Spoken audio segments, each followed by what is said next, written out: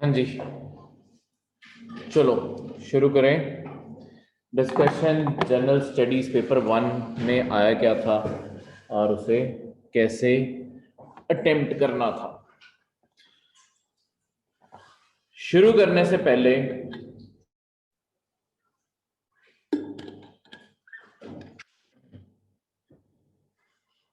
General studies के paper 1 में कौन से सब्जेक्ट होते हैं? History, geography and Indian society sir. History, geography और इंडियन सोसाइटी। ज्योग्राफी में आपकी चारों ज्योग्राफी आ जाती हैं, एंशियंट, मिडीवियल, मॉडर्न और वर्ल्ड। सारी की सारी इसमें आ जाती हैं। ठीक है,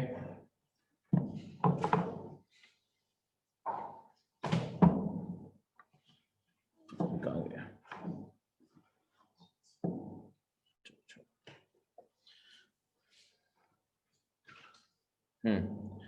तो ये सारा पेपर इसी से इन्हीं सारे सब्जेक्ट से बेसिकली डील करता है। अब इस यूपीएससी के जनरल स्टडीज के पेपर में होता क्या है, आपका एक तरह से क्वेश्चन पेपर दो हिस्सों में बटा होता है। टोटल 20 क्वेश्चन होते हैं, 10 एक साइड 10 एक साइड। पहले 10 आपको 150 वर्ड्स में आंसर करने हैं और अगले 10 आपको 250 वर्ड्स में आंसर करने हैं। ठीक है, इससे पहले मतलब ये 2017 में फॉर्मेट चेंज हुआ था। 2016 तक जो फॉर्मेट आता था उसमें होता था 20 क्वेश्चन, 20 के 20 क्वेश्चन 200 वर्ड के। ठीक है, तो हम जब भी प्रैक्टिस करेंगे हम 200 वर्ड की भी करेंगे, 150 की भी करेंगे, 250 की भी करेंगे, ताकि आगे भी यूपीएससी कभी पैटर्न दोबारा चेंज कर दे। ठीक है, कोई अनाउंस नहीं किया गया था 2017 में कि पैटर्न चेंज हो रहा है, उस पैटर्न बदल दिया गया था। तुम पहले से उसके लिए रेडी हो। ठीक है, तो जैसा भी पैटर्न होगा। क्लियर है? तो सबसे पहला क्वेश्चन जो था वो था the rock cut architecture represents one of the most important source of our knowledge of early Indian art and history. Rock cut architecture क्या होता है? सर जैसे मोनोलिथिक होते हैं। वो तो देखो टेम्पल्स हो गए। ठीक है, मतलब है तो वो भी रॉक कट, वो टेम्पल्स हो गए। पर ये देखो सबसे पहले मतलब मोनोलिथिक भी लिखेंगे, पर और भी वैरायटी से सोचो, क्योंकि सबसे पहले अर्ली से शुरू करना है। रॉक कट, कोई भी चीज रॉक कट क्या होती है? पत्थर को अलग अलग हिस्सों में काट के या पत्थर को काट के चीजें बनाना। तो रॉक कट आर्किटेक्चर कैसे सिग्निफिकेंट है, हमें हिस्ट्री की नॉलेज कैसे देता है? देखो, पत्थर कैसे काटा जा रहा है उससे दो चीजें पता चलती हैं। सबसे पहले तुम्हें अगर इस चीज को आंसर करना हो तो अलग अलग चीजों को सोचना शुरू करो। पहले जब पत्थर काटा जा रहा है तो सबसे पहले कौन से टूल्स उनके पास होंगे? ठीक है, टूल से ही काटेंगे, कैसे टूल थे, कैसे यूज कर रहे थे, उसी के अकॉर्डिंग रिफाइनमेंट आएगी। जितने बेटर टूल्स हैं उतनी अच्छी रिफाइनमेंट। दूसरी, उन्हें कितनी अंडरस्टैंडिंग है एंगल्स और शेप्स की। अगर मैं हर चीज पे 90 डिग्री एंगल्स बना रहा हूं पूरे शार्प, तो एक्चुअली मुझे नॉलेज है ना कोई 90 डिग्री कैसे मुड़ता है एंगल। अगर मैं स्क्वायर के पीसेस बना रहा हूं तो स्क्वायर क्या होता है, रेक्टेंगुलर क्या होता है, तो एक्चुअली उनकी मैथमेटिकल नॉलेज ट्रिग्नोमेट्री से लेके आपकी ज्योमेट्री, ये सारी इसके थ्रू पता चलती है। ठीक है, एंगल्स बन गए ना, ट्रिग्नोमेट्री वहां पे आ गई।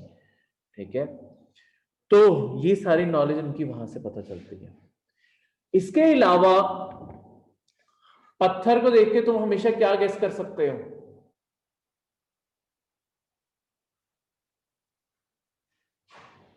तुम्हें कैसे पता चलेगा, मतलब चलो अर्ली मिडीवियल का भी एग्जांपल छोड़ दो, अभी मिडीवियल के एग्जांपल पे आते हैं जो थोड़े रिसेंटली पढ़ी है। तुम्हें कैसे पता चलेगा कि कौन सी बिल्डिंग अलाउद्दीन खिलजी ने बनाई है और कौन सी मुगल्स ने बनाई है? Inscription sir. इंस्क्रिप्शन नहीं, सिर्फ जो उनकी बिल्डिंग्स है, मतलब चलो मुगल्स का पीरियड अलग आ गया, दिल्ली सल्तनत में चलते हैं। तुम्हें कैसे पता चलेगा तुगलक्स ने और आपके खिलजियों ने कौन सी बिल्डिंग किसने बनाई है? हाँ, बनाने का स्टाइल तो अलग ही है। पत्थर में कोई फर्क था? देखो हाँ बिल्कुल, हर स्टोन अलग प्रॉपर्टी होल्ड करता है और बहुत सारे राजाओं ने सेम पत्थर यूज किए हैं। कईयों ने ग्रे किए हैं, ठीक है, मुगल्स ने रेड सैंडस्टोन बड़ा यूज किया था, येलो सैंडस्टोन कईयों ने यूज किया। ये अलग अलग जो पत्थर यूज हुए, इससे उनकी पत्थर की नॉलेज और उसके कैसे इस्तेमाल करते हैं उससे पता चलता है। तो ये सारी चीजें इस चीज को रिप्रेजेंट करती है, मतलब इन्हीं सारी चीजों से ये कुछ 5 को पॉइंट्स बनते हैं और 5 पॉइंट्स को जब एक्सप्लेन करोगे 150 वर्ड इसमें पूरे हो जाते हैं इंट्रोडक्शन और उसमें। दैट्स इट, ये इतना छोटे से ही आंसर होते हैं, इन्हें ज्यादा डेप्थ में जाके नहीं सोचना होता। मतलब ये डेप्थ तो आएगी ऑब्वियसली कि कैसे पॉइंट्स को तोड़ के पढ़ना है, पर 5 को पॉइंट्स 6 पॉइंट्स और उनकी एक्सप्लेनेशन इंट्रोडक्शन और कंक्लूजन, उससे ये आंसर पूरा हो जाता है। ठीक है, क्लियर है? Second, Pala period is the most significant phase in the history of Buddhism in India. Enumerate. देखो पाला बेसिकली आपके बंगाल बिहार इस एरिया पे रूल करने वाले रूलर्स थे।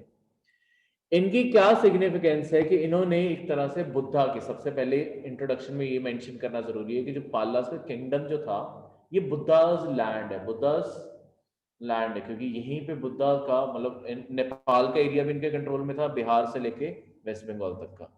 यहीं पे बुद्धा के बर्थ हुआ, यहीं पे बुद्धा को एनलाइटनमेंट मिली, यहीं पे बुद्धा ज्यादा टाइम घूमे हैं। तो ये सारे फैक्टर एक बहुत अच्छी इंट्रोडक्शन बनाने में मदद कर सकते हैं। ठीक है, इसके बाद अगली चीज जो आती है, इन्होंने काम क्या किया है। विक्रमशिला का नाम सुना है? एंशियंट इंडिया में एक बहुत ही इंपॉर्टेंट यूनिवर्सिटी थी, इंडिया की 3 यूनिवर्सिटीज मशहूर थी वर्ल्ड वाइड, तक्षशिला, नालंदा और विक्रमशिला। विक्रमशिला भी आज बिहार में एग्जिस्ट करती है। विक्रमशिला इन्होंने बनवाई थी। दूसरी चीज, इन्होंने नालंदा, ये महायाना बुद्धिज्म में बिलीव करते थे, नालंदा एक महायाना बुद्धिज्म यूनिवर्सिटी थी, विक्रमशिला महायाना थी। ये दोनों को पेट्रनाइज किया, फंडिंग दी, ठीक है, बहुत सारी बिल्डिंग्स उनकी रिपेयर करवाई, बढ़ाई।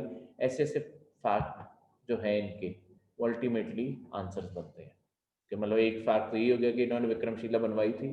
दूसरी, इन्होंने जैसे बोध गाया का जो आपका स्तूपा है, और ये सारी चीजें, मतलब आर्ट एंड कल्चर का क्वेश्चन है एक तरह से, हिस्ट्री में आर्ट एंड कल्चर भी आता है, या आर्ट एंड कल्चर का क्वेश्चन है एक तरह से, ये प्रॉपर हिस्ट्री का क्वेश्चन ही, ये आर्ट एंड कल्चर का क्वेश्चन है। उसके अंदर बुद्धिस्ट साइट्स और बुद्धिस्ट एरिया उसे रिप्रेजेंट करना। ठीक है, तीसरा क्वेश्चन, लॉर्ड कर्जन और उनके long term implication national movement पे क्या रहे। देखो लॉर्ड कर्जन अपने आप में, हम जब मॉडर्न इंडिया में वाइसरॉयज के बारे पढ़ेंगे, लॉर्ड कर्जन अपने आप में ना एक बहुत ही ईगोइस्टिक और इंपीरियलिस्टिक, दोनों, ईगोइस्टिक भी थे बहुत ज्यादा और इंपीरियलिस्टिक भी थे, वाइसरॉय रहे हैं। इनका मानना था कि ब्रिटेन बहुत ही ज्यादा सुपीरियर है और इंडिया उन्हीं के अकॉर्डिंग चलना चाहिए। तो एक्चुअली इन्होंने बहुत सारी ऐसी पॉलिसीज अपनाई अपने टाइम पे जो बहुत ही ज्यादा रिएक्शनरी बाद में साबित हुई, मतलब इंडियंस की तरफ से अच्छा रिएक्शन नहीं आया। One of the most significant point जो इनके टाइम पे हुआ है वो क्या था? बंगाल पार्टीशन। इन्होंने क्या किया था, बंगाल जो प्रोविंस था, आज का बांग्लादेश और वेस्ट बंगाल, ये पूरा एक बंगाल होता था, इसे 2 हिस्सों में बांटा, ईस्ट बंगाल और वेस्ट बंगाल। ठीक है, ईस्ट बंगाल और वेस्ट बंगाल, इसमें सबसे बड़ी मूवमेंट यहाँ पे क्या जनरेट की, एक स्वदेशी मूवमेंट शुरू हो गई थी। बेसिकली इंडियंस को समझ आ गया था ये एक तरह से हमें बांटने की चाल है। ठीक है, मतलब ये इस आंसर की और भी पॉलिसीज हम इसमें मेंशन करेंगे।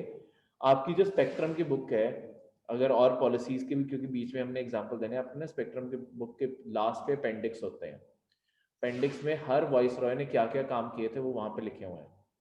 वो मैंने आपको पहले ही बोला है कि वो चीजें याद करनी है। ठीक है, प्री के लिए भी याद करनी है, मेंस में वो फिर चीजें आंसर में यूज हो जाती है। उसके बाद सबसे सिग्निफिकेंट जो तुमने मेजॉरिटी आंसर जिसके ऊपर लिखना है वो बंगाल पार्टीशन है, क्योंकि इसी ने बहुत बड़ी चीज की थी। बंगाल पार्टीशन में हुआ क्या, वेस्ट बंगाल जो था ये हिंदू डोमिनेटेड एरिया एक तरह से ब्रिटिशर्स बना रहे थे, और east Bengal Muslim dominated area बना रहे थे। उन्होंने बहाना दिया था एडमिनिस्ट्रेशन का, पर वो क्लियरली दिख रहा था कि पॉपुलेशन को कैसे डिवाइड किया जा रहा है। तो इसके कारण नेशनलिज्म की एक पूरी सेंटिमेंट्स ग्रो किए। बंगाल ओरिजिनली एक ऐसा एरिया था, बंगाल रेनेसा एक चीज बोली जाती है, सबसे पहले इंडिया में किसी ने ब्रिटिशर्स के रूल को पॉइंट आउट करना शुरू किया था ना, वो वैसे भी बंगालीज थे, क्योंकि सबसे पहले एजुकेटेड वो हो गए थे। ब्रिटिशर्स का रूल सेंटर वो था, सबसे ज्यादा फोकस वहां पे था, इस कारण सबसे ज्यादा एजुकेशन वहां पे फैली स्टार्टिंग में, और वहीं से नेशनल मूवमेंट की एक तरह से चिंगारी भड़की। तो उसके बाद एक तो देखो तुमने लोगों को वहां पे पढ़ा लिखा दिया, वो समझ रहे हैं सरकार क्या कर रही है, ऊपर से जब ऐसी पार्टीशन हुई तो रविंद्रनाथ टैगोर जैसों ने, जो आज हमार सोनार बांग्ला, ये आज तुम्हारे बांग्लादेश का नेशनल एंथम है, ये उस टाइम पे लिखा गया था।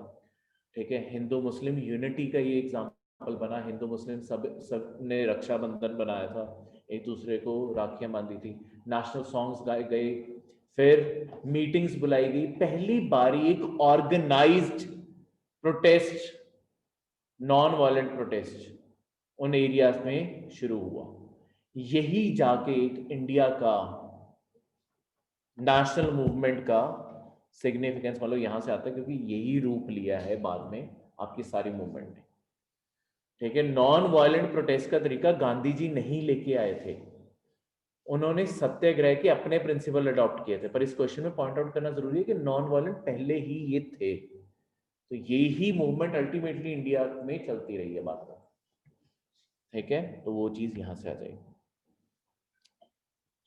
फोर्थ आपका ज्योग्राफी का क्वेश्चन है, बहुत ही आसान क्वेश्चन। सरकम पैसिफिक जोन के कैरेक्टरिस्टिक्स, जियोफिजिकल कैरेक्टरिस्टिक्स मेंशन करने हैं। इसका मतलब क्या है, जो आपका पूरा पैसिफिक ओशन है उसकी जो बिल्कुल बाउंड्री बनती है उसके फीचर्स मेंशन करने हैं। अब उसे और किस नाम से बुलाया जाता है, रिंग ऑफ फायर है वो। तो पहला कैरेक्टरिस्टिक वहां पे वॉल्केनोज ही वॉल्केनोज है। दूसरा कैरेक्टरिस्टिक वॉल्केनोज क्यों है, क्योंकि टेक्टोनिक प्लेट की एक्टिव मूवमेंट है। ठीक है, कहीं पे कन्वर्जेंट जोन है तो कहीं पे डाइवर्जेंट जोन है। अब जहां पे बाउंड्रीज डाइवर्ज कर रही हैं वहां पे वॉल्केनोज फट रहे हैं, जहां पे कन्वर्ज कर रही हैं माउंटेन फॉर्मेशन सर। वहां पे माउंटेन फॉर्मेशन, और क्या हो रहा है, एक और चीज भी हो रही है, subduction sir. Subduction zone. Subduction के कारण क्या बन रहे हैं वहां पे, ट्रेंच। दुनिया के सबसे डीपेस्ट ट्रेंचेस भी पैसिफिक बेल्ट में है। ठीक है, तो यही सारे से ये क्वेश्चन पूरा हो जाना। 150 के वर्ड के इंट्रोडक्शन, कंक्लूजन, 5 को पॉइंट्स खत्म। ठीक है, 150 वर्ड ऑलमोस्ट आपका, मतलब हर एक की राइटिंग में डिपेंड करता है, पर अगर जो एवरेज राइटिंग है वो एक पेज प्लस दूसरे पेज पे 3 या 4 लाइनें उतना को जगह लेता है, बस दैट्स इट, उतने में 150 वर्ड पूरे हो जाते हैं। तो fifth question, the process of desertification does not have climatic boundaries, justify with example. बहुत ही अच्छा क्वेश्चन है जो एक तरह से ज्योग्राफी और एनवायरनमेंट को जोड़ के पूछा गया। डिजर्टिफिकेशन, सबसे पहले तो डिजर्टिफिकेशन होती क्या है, क्वेश्चन में ये समझाना जरूरी है। डिजर्टिफिकेशन बेसिकली आपका प्रोसेस है एक फर्टाइल लैंड से बैरन लैंड में जब वो चेंज हो जाता है, मतलब फर्टिलिटी खत्म हो जाती है और जमीन बर्बाद हो जाती है एक तरह से, वो डिजर्टिफिकेशन का प्रोसेस है, बंजर बना देते हैं हम उसे। ठीक है, फर्टाइल से बैरन की तरफ। तो ये ज्यादातर जो, अगर ज्योग्राफिकल, इस क्वेश्चन का मतलब कहां से आता है, देखो क्लाइमेटिक बाउंड्री क्या है, ये ज्यादातर माना जाता है कि सेमी एरिड, जहां पे बारिशें कम होती हैं उन एरियाज पे ये प्रोसेस होता है। जैसे पंजाब हरियाणा की जमीन आजकल डिजर्टिफिकेशन के प्रोसेस से जा रही है, क्योंकि यहाँ पे बारिश वैसे कम है और ओवर एक्सप्लॉयटेशन हो रही है, तो ये डिजर्ट रेगिस्तान बनते जा रहे हैं। ठीक है, तो पर इसका सिर्फ क्लाइमेटिक, क्वेश्चन ने ये पूछा है कि ये सिर्फ क्लाइमेटिक बाउंड्री के ऊपर नहीं डिपेंड करता, does not have a climatic boundary. तो इसे जो ट्रेडिशनली सेमी एरिड जोन से जोड़ा जाता था, अब मॉडर्न सोच ये है कि ये सिर्फ एक क्लाइमेटिक बाउंड्री से नहीं जुड़ा हुआ। ये एक्चुअली दुनिया में बहुत जगह देखा गया है, जैसे आपके अमेज़न के रेन फॉरेस्ट, वहां पे कई जगह पे जहां पे लोग एग्रीकल्चर कर रहे हैं, वहां पे बारिश की भरमार है, पर लोगों ने जितनी एक्सप्लॉयटेशन वहां पे की हुई है, वो लैंड्स भी बैरन हो रही है। ठीक है, तो आपके सबसे फर्टाइल जमीनें भी खराब हो रही हैं। ठीक है, इसे तुम आंसर का मतलब तुम्हारा फ्लो किस साइड को जाना चाहिए। हमने क्लाइमेटिक से फोकस हटा के ओवर एक्सप्लॉयटेशन पे फोकस लेके जाना है। ओवर एक्सप्लॉयटेशन मेन कारण बना इसका। ठीक है, तो ओवर एक्सप्लॉयटेशन, और एंड में कंक्लूजन में ये लिख सकते हो कि आपके बहुत सारे मतलब अब स्टेप्स उठाए जा रहे हैं रिवर्सल करने का, जिसमें आप यूनाइटेड नेशंस की जो कन्वेंशन है डिजर्टिफिकेशन के अगेंस्ट, उसे भी तुम लिख सकते हो, उसका एग्जाम मतलब उसे भी लिख सकते हो कि वर्ल्ड आपस में कैसे कोऑर्डिनेट कर रहा है। प्लस उसके एग्जाम्पल्स में मतलब ये कंक्लूजन में आएगा आखिरी 2-3 लाइनों में, तो एक आधा एग्जाम्पल लिख सकते हो, सब कुछ मत लिख देना। या जैसे इजराइल जॉर्डन ये कंट्रीज ने करके दिखाया कैसे ये एग्जिस्टिंग डेजर्ट्स को वापस चेंज कर रहे हैं इनटू यूजेबल लैंड्स। ठीक है, सर ग्रीन बेल्ट भी यूज कर सकते हैं जो भी गवर्नमेंट हाँ, ने। नहीं ग्रीन बेल्ट इसमें नहीं यूज कर सकते। देखो डेजर्टिफिकेशन और एक्सपेंशन ऑफ डेजर्ट्स, ये दो कंसेप्ट्स हैं। डिजर्टिफिकेशन होता है कि फर्टाइल जमीन को हम ओवर एक्सप्लॉइट करके लॉन्ग टर्म में जब खराब कर रहे हैं। एक्सपेंशन ऑफ डेजर्ट्स होता है जो एग्जिस्टिंग जो रेगिस्तान है, जैसे हमारा थार डेजर्ट है, हर बारी हवा चलेगी ये सैंड ड्यून्स ना आगे आगे मूव करते रहते हैं। तो होता क्या है, ये जब सैंड आके फर्टाइल मिट्टी पे गिरेगी वो भी खराब करती है मिट्टी को। ठीक है, पर उसे कहते हैं एक्सपेंशन ऑफ डेजर्ट्स। वो हम नहीं कर रहे, वो नेचर कर रही है, वो अलग कंसेप्ट है। उसे रोकने के लिए government green wall of India बना रही है, great green wall of India, मतलब एक पूरी पेड़ों की बेल्ट बनानी है हमने दिल्ली से लेके गुजरात तक। उसमें 5 किलोमीटर चौड़ी पूरे एरिया में हम एक ग्रीन बेल्ट बना रहे हैं ताकि थार डेजर्ट की मूवमेंट आगे आगे रुक जाए। ये एग्जाम्पल हमने लिया है अफ्रीका के great green wall of Africa से। उन्होंने सहारा डेजर्ट की मूवमेंट साउथवर्ड रोकने के लिए पूरी एक पट्टी बनाई है। ठीक है, तो हम भी वैसे ही कर रहे हैं ताकि थार डेजर्ट की मूवमेंट रोकी जा सके। क्लियर है, ये जरूरी है। ठीक है जयदेव, देखो अगर क्वेश्चन में सी कंसेप्ट क्यों सही याद रख के जाना है, क्योंकि अगर तुमने इस क्वेश्चन में ये मेंशन कर दिया कि एक्सपेंशन ऑफ डेजर्ट्स, वो क्वेश्चन में पूछा नहीं गया है, तो एग्जामिनर को लगेगा कि तुम्हें नहीं पता डिजर्टिफिकेशन और एक्सपेंशन ऑफ डेजर्ट्स में फर्क क्या है, तो तुम्हारे नंबर कट जाएंगे। जो चीज नहीं पूछी गई है और एक्चुअली जो कंफ्यूजिंग कंसेप्ट है, वो तो उस क्वेश्चन के आसपास भी नहीं दिखना चाहिए। क्लैरिटी ऑफ थॉट, 150 वर्ड में तुम सिर्फ क्लैरिटी ऑफ थॉट दे सकते हो, क्लैरिटी ऑफ थॉट देना वैसे आ जाएगा। ठीक है, next is account for the present location of iron and steel industries. Sir ऊपर वाला रह गया। ठीक है, how will the melting of Himalayan glaciers have a far reaching impact on the water resources of India. अब देखो हिमालयाज के glacier melting का क्वेश्चन है, हिमालयस में ग्लेशियर मेल्ट हो रहे हैं, उसके अकॉर्डिंग हमारे वाटर रिसोर्स पे स्ट्रेस क्या हो रहा है, मतलब अल्टीमेटली असर क्या हो रहा है? हाँ, पानी बढ़ जाएगा शॉर्ट टर्म में। लॉन्ग टर्म में क्या होगा, जब सारे मेल्ट हो गए मैक्सिमम, फिर शॉर्टेज हो जाएगी, फिर डेफिसिट आ जाएगा। अब इस आंसर को तुमने दो सब हेडिंग्स में डिवाइड करना है, शॉर्ट टर्म और लॉन्ग टर्म। शॉर्ट टर्म में लिखोगे कि वाटर रिसोर्सेज बढ़ रहे हैं।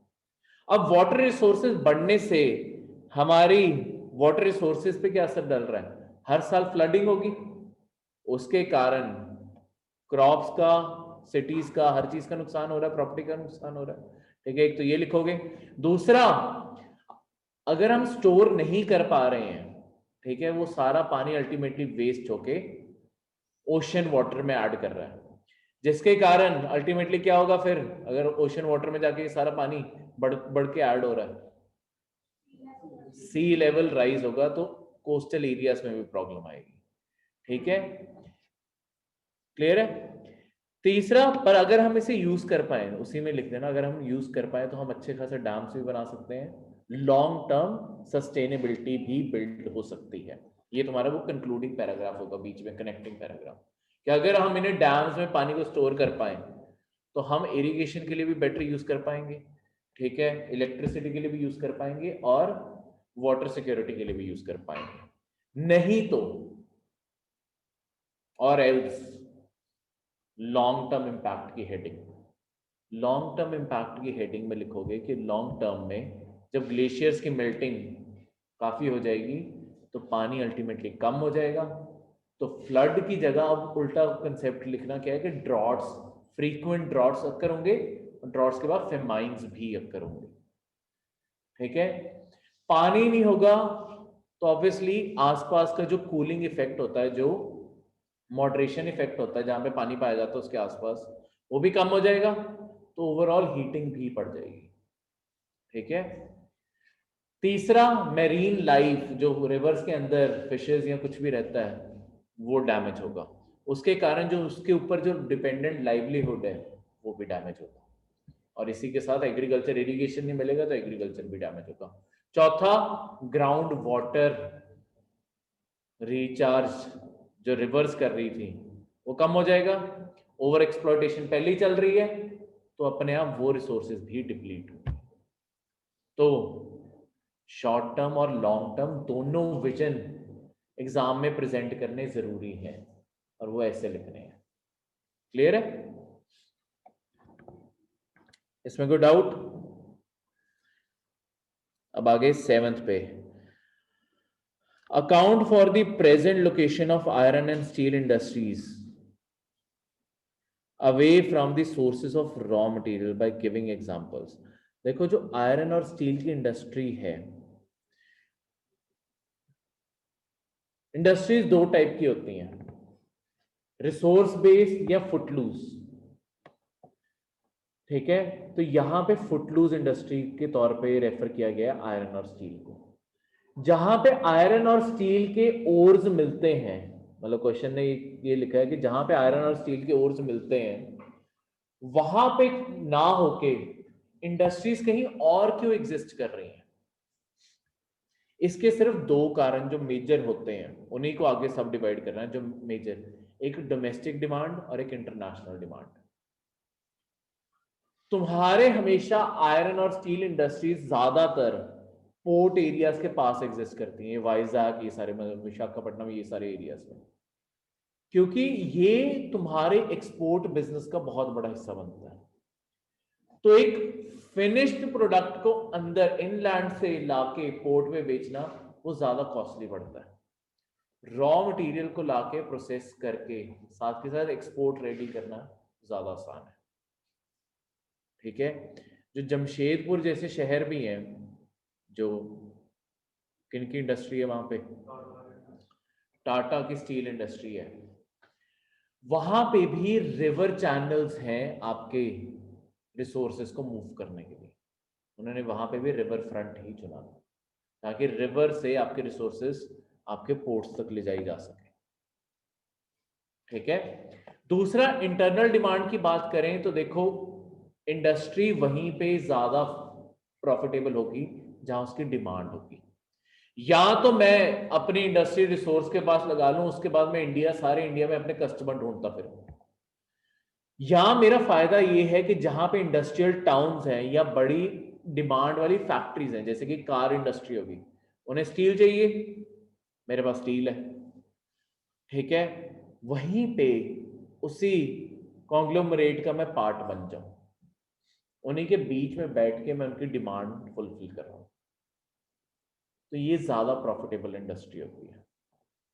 जैसे कि ये चीज और भी चीजों के एग्जांपल के तौर पे, जैसे कार इंडस्ट्रीज, ये पहले क्वेश्चन आया हुआ है कि कार इंडस्ट्री किन चीजों पे डिपेंड करती है, उनकी लोकेशन किन चीजों पे डिपेंड करती है, वो भी मेन फैक्टर यही है।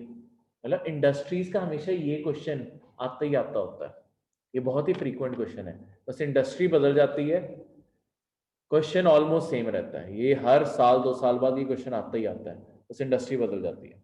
आयरन और स्टील तो खैर पहले भी आया हुआ है, ठीक है। तीसरी चीज जमशेदपुर में होने का एक और भी कारण है, देखो रिसोर्स मैटर नहीं करती, रिसोर्स बनाने के लिए सिर्फ एक चीज नहीं लगती, सिर्फ आयरन या स्टील बनाने के लिए तो खासकर सिर्फ तुम्हें ऐसा नहीं है कि तुम आयरन ओर से स्टील बना लोगे, तुम्हें कुकिंग कोल, मैग्नीशियम, ये सब कुछ उसमें ऐड करना है। ये सब कुछ एक्सपोर्ट से आता है, इस कारण भी पोर्ट के अकॉर्डिंग या जहां पे सुटेबली ये चीजें भी मिल सके, मैं वहां पे इंडस्ट्री लगाऊंगा। मतलब मल्टीपल पॉइंट्स लिखने हैं ना, तो ये भी आएगा। चौथी चीज, जो ऐसी इंडस्ट्रीज होती हैं, थर्मल लगा लो या आयरन एंड स्टील लगा लो, इन्हें एक चीज और चाहिए होती है, क्या? आयरन और स्टील को, उन्हें भी, मतलब मैं एक सिर्फ कॉमन फैक्टर लिंक करके बता रहा हूँ, वाटर। वाटर क्यों चाहिए? कूलिंग के लिए। ये जो अंदर एक्सेस हीटिंग प्रोसेस हो रहे हैं, मशीनों को ठंडा भी रखना पड़ता है, इस कारण भी ये वाटर रिसोर्सेज के पास बनाए जाते हैं, ताकि नहीं तो पानी दूर दूर तक ट्रांसपोर्ट करना पड़ेगा। जहां पे आयरन और स्टील के ओर्स मिलते हैं आपके झारखंड छत्तीसगढ़ ये एरिया में, वहां पे वाटर रिसोर्सेज, वैसे उन एरियाज में वाटर रिसोर्सेज नहीं है जहां पे आयरन ओर निकाल रहे हैं, ठीक है। तो या तो वहां पर ट्रांसपोर्ट किया जाए पानी, या मैं इंडस्ट्री वहां पे लगा लूं जहां पे पानी पास में अवेलेबल है, और ट्रकिंग से मैं ओर मंगा लूं सारा। तो इससे ये सारा आंसर कंक्लूड हो जाता है, ठीक है। 5 के पॉइंट्स बन गए, 5 में 5 हेडिंग लिखोगे और उनके आगे एक्सप्लेनेशन लिखोगे, अपने आप आंसर 150 वर्ड का हो जाता है। बहुत जल्दी 150 वर्ड खत्म होते हैं जब तुम्हें कंटेंट सूझ रहा होता है। एक पेज लिखना तो अभी जितनी तुमने आंसर राइटिंग की है, एक पेज तो आराम से भर जाता है, ठीक है। जब सोचना शुरू करते हो तब आइडियाज जब जंप इन होने शुरू होते हैं, पहला पेज तो वैसे ही भर जाता है, तो पहला पेज ही 150 वर्ड है।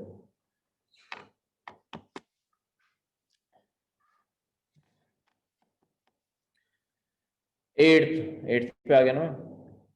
Has caste lost its relevance in understanding the multicultural Indian society? Elaborate your answer with illustrations. ये इंडियन सोसाइटी का क्वेश्चन, क्या हमारे समाज को, मल्टी कल्चरल जो हमारा कल्चर है, इसमें कास्ट सिस्टम की बिल्कुल रेलिवेंस खत्म हो चुकी है, या कास्ट सिस्टम हमें हेल्प करता है अपने कल्चर को समझने के लिए? कल्चर में डिस्क्रिमिनेशन भी तो आती है, कल्चर सिर्फ पॉजिटिव नहीं होता, कल्चर नेगेटिव भी होता है। तो कास्ट सिस्टम देखो, अब तुमने क्या क्या चीजें लिखनी है। कास्ट सिस्टम की मैंने तुम्हें क्या बताया था, कास्ट सिस्टम में क्या क्या प्रैक्टिसेस होती हैं?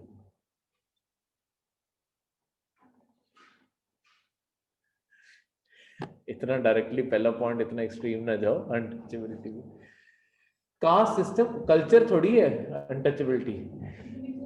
हाँ, एंडोगेमी। सबसे पहले एंडोगैमी, तुम्हारा कल्चर कैसे इंडिया की सोसाइटी को समझने के लिए कैसे हेल्प कर रहा है। आज भी तुम्हारे ज्यादातर, चाहे तुम नहीं प्रैक्टिस करते हो, तुम्हारे ज्यादातर इंडिया में ये प्रैक्टिस आज भी एग्जिस्ट करती है कि आज भी कास्ट बेसिस पे एंडोगैमी हो रही है, कि एक ही कास्ट के अंदर शादियां हो रही है, ठीक है। तो सबसे पहला पॉइंट तो यही है तुम्हारे कास्ट की इंडिया की सोसाइटी को रेलेवेंस समझने के लिए। और कैसे कास्ट कल्चर, हाँ कैसे?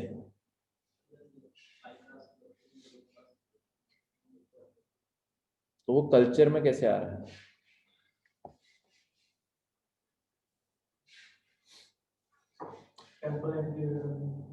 देखो, इसे रेफर करना है कास्ट मोबिलिटी से। तुम्हारी सोसाइटी में आज भी बहुत जगह पे रिस्ट्रिक्शंस, चाहे इसे मेंशन करना तुम्हारे आंसर में जरूरी है, चाहे तुम्हारे लॉज और तुम्हारा कॉन्स्टिट्यूशन अलाउ करता है, पर कहीं ना कहीं conservative section of the society जो है, वो कास्ट मोबिलिटी ओपनली अलाउ नहीं करता, ठीक है। तो वो जो रिस्ट्रिक्शंस हैं वो यहाँ से आती हैं, ठीक है। डायरेक्ट अटैक ना करो किसी भी चीज के ऊपर, इनडायरेक्टली चीजों को रेफर करो, ठीक है। और कास्ट का कल्चर के थ्रू जो पॉलिटिक्स में रोल आता है, ठीक है। लोगों को सेंटिमेंटल अपील्स की जाती है ना उनके कास्ट के ऊपर, कल्चरल अपील्स ही तो है, ठीक है। उसके बाद लॉन्ग टर्म में क्या हुआ है, जब कास्ट ने अलग अलग रहना शुरू किया था, मतलब ये जो डिवीजन थी, उसके कारण बहुत सारी प्रैक्टिसेस कल्चर को समझने के लिए भगवान तक बट गए थे, किस कास्ट का कौन सा भगवान है। तो वो भी तो तुम्हारे कल्चर का फैक्टर है, जो रिलीजियस बिलीव्स हैं या प्रैक्टिसेस हैं, अगर वो कास्ट पे बटी हुई हैं तो वो भी यहाँ पे आ जाएगा। बस इतने को आंसर, ठीक है, क्लियर है। अब एक्सपेक्टेड था इस साल कोविड-19 के कहीं ना कहीं डायरेक्टली या इनडायरेक्टली क्वेश्चन आएंगे। दो क्वेश्चन तो डायरेक्टली मतलब एक तरह से उसी से जुड़े हुए हैं। एक तो कोविड-19 एक जगह अब 9th में डायरेक्टली मेंशन है, कोविड-19 pandemic accelerated class inequality and poverty in India. कैसे बढ़ाइए, नहीं बढ़ाई पहले तो। अनएम्प्लॉयमेंट के कारण पॉवर्टी इंक्रीज हुई है। बिल्कुल, एक तो अनएम्प्लॉयमेंट के कारण पॉवर्टी इंक्रीज हुई है, ठीक है। कोविड के टाइम एक तो अनएम्प्लॉयमेंट बढ़ी, दूसरा मॉल न्यूट्रिशन बढ़ा, क्योंकि लोगों को अगर जॉब नहीं है तो अच्छा खाना नहीं है, अच्छा खाना नहीं है तो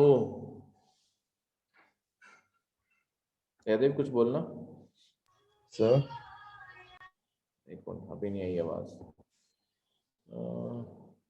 अब आ जाएगी, अब बोल के देखना। सर हाँ जी, ठीक है। तो एक मॉल न्यूट्रिशन, तो होता क्या है मॉल न्यूट्रिशन में, इस चीज को पॉइंट आउट करना जरूरी है कि जब क्या कहते हैं खाना नहीं मिला तो जो बच्चों की ग्रोथ होती है, स्टंटिंग और वेस्टिंग, उसके कारण उनकी फ्यूचर डेवलपमेंट हार्म होती है, तो पॉवर्टी का ट्रैप है, ठीक है। तीसरा, उस चीज उस इवेंट को लिखना जरूरी है जो कोविड के टाइम पे बहुत बड़ी हुई थी, क्या हुआ था, मास माइग्रेशन ऑफ लेबर, उसके कारण बहुत सारी डेथ्स, ठीक है, होमलेस हो गए थे लोग, ठीक है। तो ये जो सफरिंग है उसने भी रिच और पुअर के बीच के डिवाइड को बनाया। क्या कोविड-19 ने सबका नुकसान किया? नहीं, फायदा तो पूछा ही नहीं गया ना, इसमें लोगों की बात की गई है, उस साइड जाना ही नहीं जो पूछा ही नहीं गया। तो ये चीज लिखना जरूरी है कि जो सनराइज इंडस्ट्री में इंडस्ट्रियलिस्ट हैं, कैपिटलिस्ट हैं, उनका एक्चुअली बेनिफिट बहुत ज्यादा हुआ है। आपकी फार्मा और आईटी इंडस्ट्री हद से ज्यादा ग्रो की है इस टाइम पे, ठीक है। किराने की दुकानें लगा लो, वही बढ़ गई है इस टाइम पे, ठीक है। सबसे बेसिक तो हार्म हुआ है लेबरर को, डेली वेजर्स को, जो स्ट्रीट वेंडर्स थे, लोगों ने उनसे खाना छोड़ दिया, ठीक है, तो उनके बिजनेस खत्म हो गए। उसके बाद और क्या नुकसान हुआ कि जो डेली वेज लेबरर्स थे उन्हें डेली बेसिस पे, क्योंकि जॉब आपके अगर 45 डेज तक लॉकडाउन चला है, अगलों के तो वैसी कमाई रोज की वेज पे चलती थी, तो 45 डेज तो बिना कमाई के ही रह रहे हैं। तो अपने आप वो फिर से हुआ क्या है, वो पावर्टी, जो पावर्टी लाइन से जस्ट ऊपर थे, मार्जिनल पुअर थे, वो पावर्टी में चले गए हैं, ठीक है।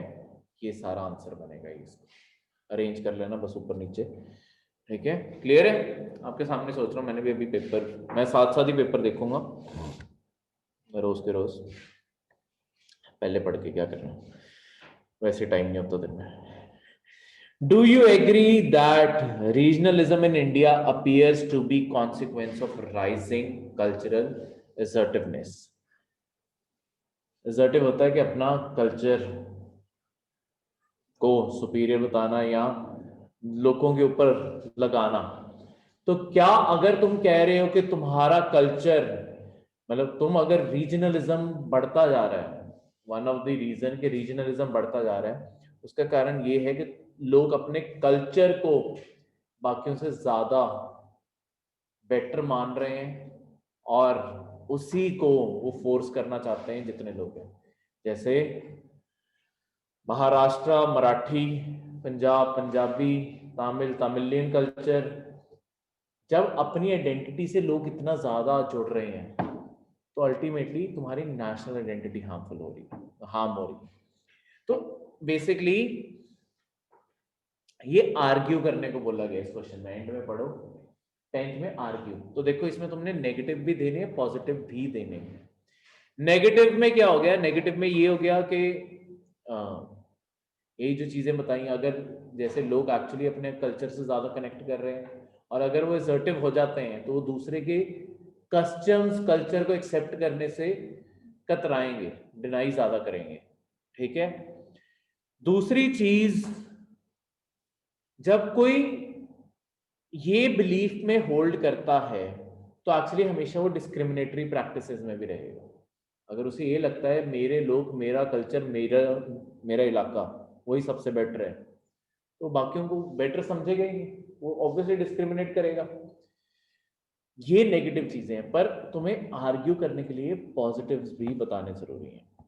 अगर लोग अपने कल्चर से जुड़ रहे हैं, अल्टीमेटली ग्लोबलाइज्ड वर्ल्ड में एक ग्लोबल कल्चर भी बन रहा है इंडिया का। लोग जब अपनी आइडेंटिटी एक जगह से दूसरी जगह मूव करते हैं तो उनके साथ उनका कल्चर भी मूव करता है। अगर वो बिल्कुल ही दूसरे के कल्चर में मिक्स होना चाहेंगे तो एक इंडिविजुअलिज्म की फील वो लूज कर जाएंगे पहले तो। दूसरा, वो प्रोडक्टिवली उस कल्चर में भी कुछ कंट्रीब्यूट नहीं कर पाएंगे। कल्चर वाइब्रेंट बनते ही, ये मतलब अलग अलग पॉइंट हो गए, एक तो इंडिविजुअलिटी लूज होती है, दूसरा होगा कल्चरल वाइब्रेंस कैसे आती है। जब मल्टीपल कल्चर्स मिक्स होते हैं, अल्टीमेटली फेस्टिविटीज के तरीके मिक्स होते हैं, तो वो लोगों को ज्यादा बेटर कनेक्ट करता है। ठीक है। और अल्टीमेटली कंक्लूजन ये आ जाएगा कि हाँ, नेगेटिव एस्पेक्ट्स भी हैं अगर लोग सिर्फ अपने आप को अपनी आइडेंटिटी से जोड़ के देखें। पर जब ये ही multi cultural Indian society create करता है तो एक्चुअली उसने हेल्प लॉन्ग टर्म में यही की है कि इंडिया को ज्यादा बेटर यूनियन बनाए, जहां यू कैन बी बोथ, ये कंक्लूजन में, you can be both an Indian and you can be an Indian and still belong to a specific culture। तो ये एक अच्छी कंक्लूजन की तरफ एंडिंग हो सकती है कि तुम इंडियन भी हो सकते हो और अपने आप को किसी कल्चरल आइडेंटिटी से भी जोड़ के देख सकते हो। ठीक है, इस साइड पे हमने लेके जाना है इसे। 11th, अब 10th क्वेश्चन पे वो 150 वर्ड्स वाला खत्म हो गया, अब 11th पे 250 वर्ड्स वाले शुरू हो रहे हैं। ये होते हैं 15-15 मार्क्स के क्वेश्चन।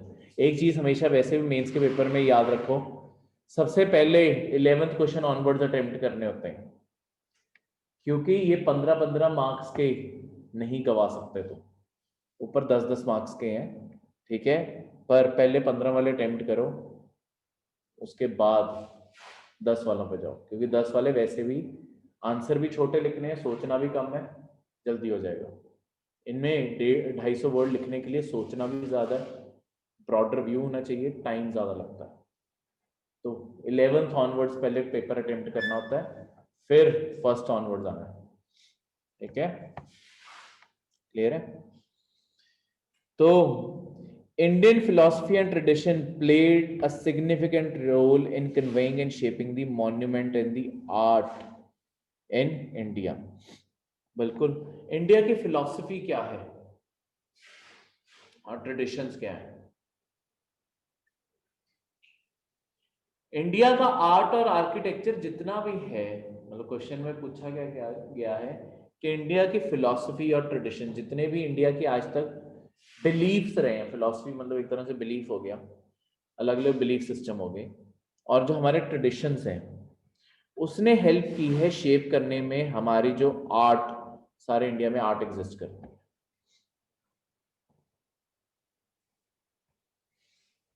हर चीज इसी का एग्जांपल है।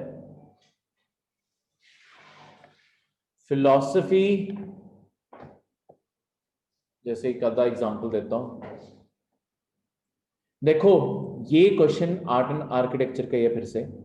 इसमें तुम 2-3 एग्जांपल्स लिख सकते हो, जैसे मतलब डायरेक्टली मैं आर्ट एंड आर्किटेक्चर पे जाऊंगा, अलग अलग रिलीजन्स को लिख लो, ठीक है। इस आंसर को अलग अलग रिलीजन्स और उनकी बिलीफ्स को डिवाइड करके लिख सकते हो। जैसे कि सबसे पहली चीज बुद्धिज्म का एग्जांपल देता हूँ। जैसे बुद्धिज्म में जो प्रदक्षिणा पाथ होता है, स्तूपा होता है, स्तूपा के बीच में आपके रेलिक्स रखे होते हैं, ठीक है। फिर उसके ऊपर जो सारा मतलब आसपास जितनी भी चीजें बनी हैं स्तूपा के, वो क्यों है, उसका कोई ना कोई सिग्निफिकेंस है फिलॉसफी के साथ। प्रदक्षिणा पाथ एक तरह से तुम क्लॉकवाइज क्यों घूमते हो?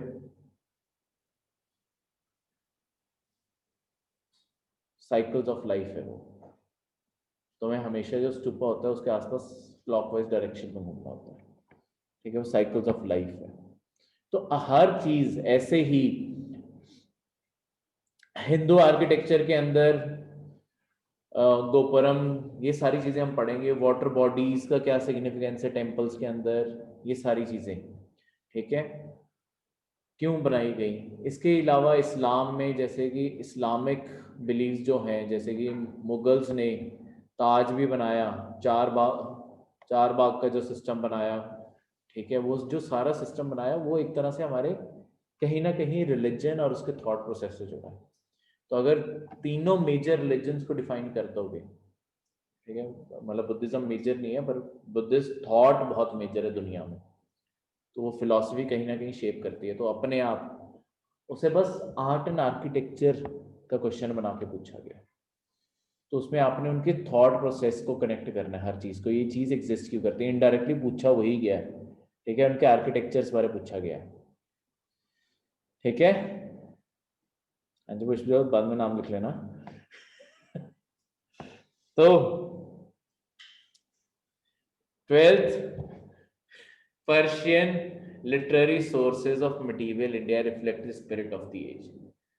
मिडीवियल इंडिया में पर्शियन लैंग्वेज आई कहां से और कौन यूज कर रहा था उन्हें? सिर्फ मुगल्स। दिल्ली सल्तनत, मतलब हमारे रूलर्स के अकॉर्डिंग दिख रहा है, दिल्ली सल्तनत से लेके आपके मुगल्स, इन सब ने पर्शियन लैंग्वेज यूज की है। तो सबसे पहले ये उस टाइम का thought process, spirit of the age कैसे रिप्रेजेंट कर रहा है।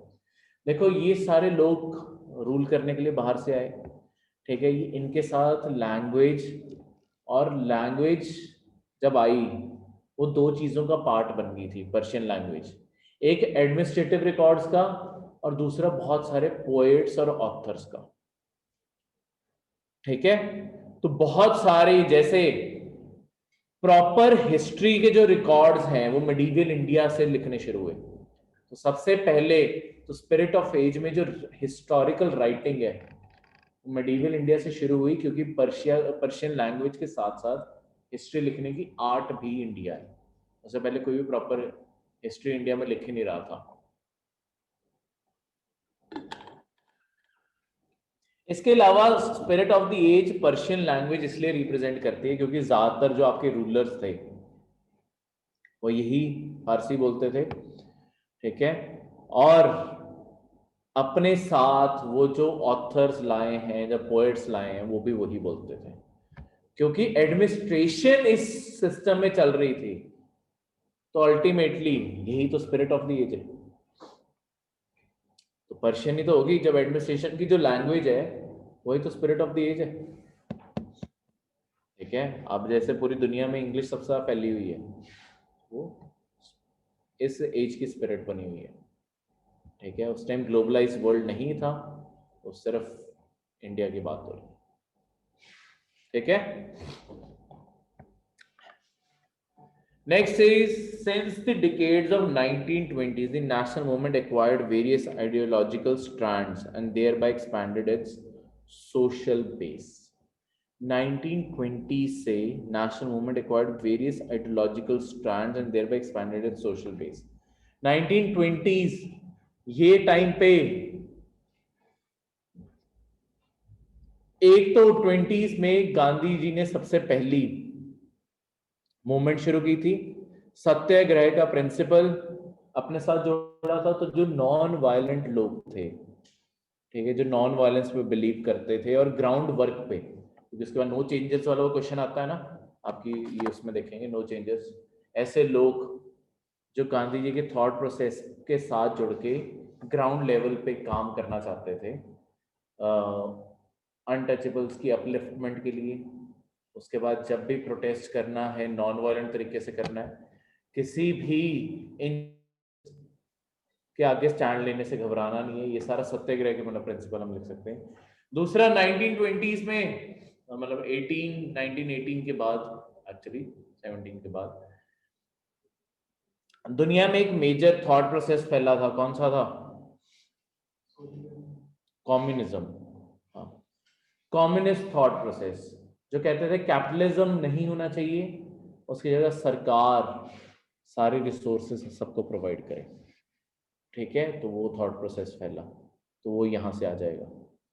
ठीक है, 1920s आपका इसी कारण बाद में एज बनती है यूनियन और पीजेंट मूवमेंट्स की, जो यहां से रिफ्लेक्ट होती है। ठीक है, क्लियर है? इसके अलावा the national various ideological stand and their expanded, तो इसके बाद अब बेसिकली इन्होंने सोशल बेस, हर चीज ने सोशल बेस कैसे एक्सपैंड किया, बाकी भी ऐसे पॉइंट उस एज में से ढूंढ लेंगे। ठीक है, एक तो कम्युनिज्म का स्टैंड हो गया, गांधीयन का स्टैंड हो गया, एक तीसरा स्टैंड आपका रेवोल्यूशनरीज का हो गया। आपके 1920s के बाद जैसे हिंदुस्तान सोशलिस्ट रिपब्लिकन पार्टी थी, जो आपकी एसोसिएशन थी, जो आपकी भगत सिंह और इन सब की थी, तो उन्होंने भी अपना बेस बढ़ाया यूथ में। तो ये अलग अलग स्ट्रैंड्स थे, ठीक है, जिन्होंने अलग अलग बेसिस क्रिएट किए। जो रेवोल्यूशनरी थॉट में बिलीव करते थे, यंग आइडियोलॉजी में बिलीव करते थे, वो HSRA के साथ जुड़े, गांधीयन थॉट वाले गांधीयन थॉट के साथ जुड़े। ठीक है, उसके बाद आपके कम्युनिस्ट और ट्रेड यूनियंस, ये सब कुछ इनके साथ जुड़े। ठीक है, इसके अलावा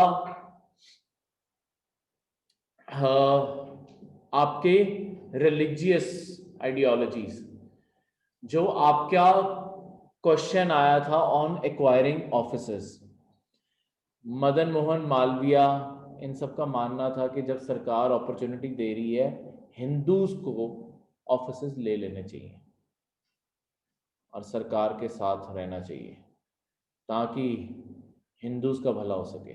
वहीं पे दूसरी साइड पे जिना, वो ऑपोजिट साइड पे चल पड़े। तो उन्होंने अलग अलग सोशल बेस को उन्होंने भी अट्रैक्ट किया था। पर ये पॉइंट सबसे एंड में आएगा। ठीक है, इससे सबसे आंसर इससे शुरू मत करना, आंसर बाकी सारे स्ट्रेन से यूज करना। ये 4th स्ट्रेन हो गया, और हर एक के अंदर 2-2 पॉइंट लिखे, तुम्हारे 250 वर्ड अपने आप पूरे हैं।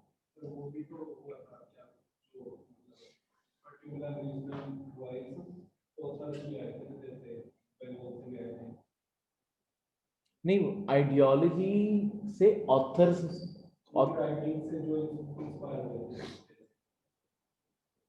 इनकी राइटिंग्स कौन सी थी, मतलब कौन से ऑथर है?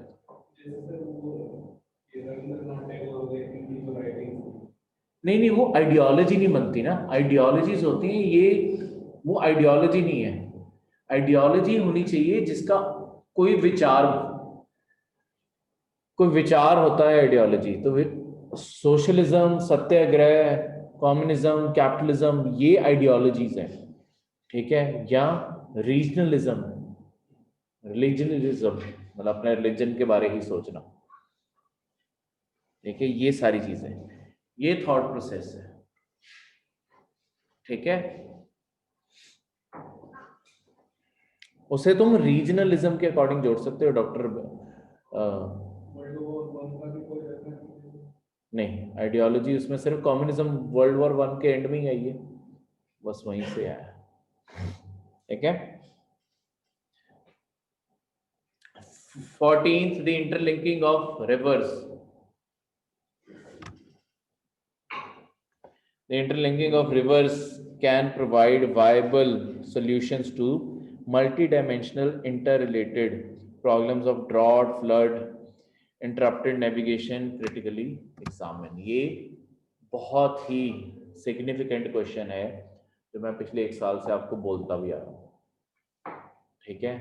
इंटरलिंकिंग ऑफ रिवर्स, ये ना गवर्नमेंट ऑफ इंडिया का बहुत ही मेजर प्रोजेक्ट है जिसे गवर्नमेंट करना चाहती है। देखो, इंडिया में पानी की कमी नहीं है, पर है क्या, जहां पे पानी ज्यादा है वहां पे फ्लड्स आते हैं, जहां पे पानी कम है वहां पे ड्रॉट्स आते हैं। जैसे कि सौराष्ट्र जैसे एरियाज, ठीक है, आपका विदर्भ का एरिया, ये गुजरात, महाराष्ट्र, ये और सेंट्रल इंडिया का भी बहुत सारा ऐसा एरिया है जहाँ पे ड्रॉट्स आते हैं, पानी की बूंद तक नहीं कई बार गिरती कई सालों में। बिहार वाले, वेस्ट बंगाल के, ये कुछ ऐसे एरियाज हैं जहां पे हर साल, असम लगा लो, ये हर साल ही फ्लड करते हैं, हर साल फ्लड आएंगे यहाँ पे, और फ्लड का पानी अल्टीमेटली वेस्ट ही जाता है।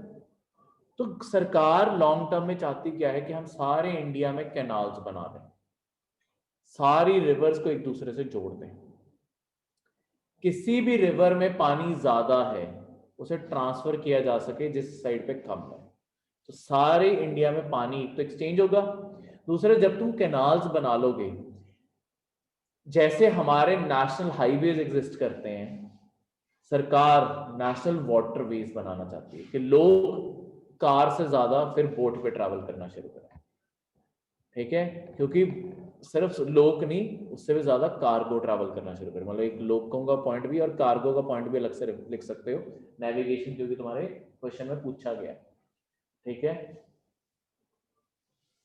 एंड इंटरप्टेड नेविगेशन, तो होता क्या है कि जैसे तुम्हारा रोड ट्रांसपोर्ट है, एक तो कहीं जाम लग जाए या रोड्स अच्छी नहीं है या जो आपकी मतलब बहुत सारी हिंड्रेंस है, इसके कारण आपका रोड ट्रांसपोर्ट महंगा पड़ता है। उससे सस्ता पड़ता है रेलवे, और सबसे सस्ता तरीका कोई भी कार्गो ट्रांसपोर्ट करने का है वो है पानी के थ्रू। तो सबसे सस्ता और सीमलेस नेविगेशन बन पाएगा अगर कैनाल्स बना पाए। तो ये सारे पॉजिटिव बेनिफिट्स, इसके कारण लोग ट्रैवल भी कर पाएंगे, कार्गो भी ट्रैवल कर पाएगा, सारे के सारे बेनिफिट्स तुम इसके थ्रू लिख सकते हो। ठीक है, सारे की सारी कैसे ट्रैवलिंग होगी। ठीक है।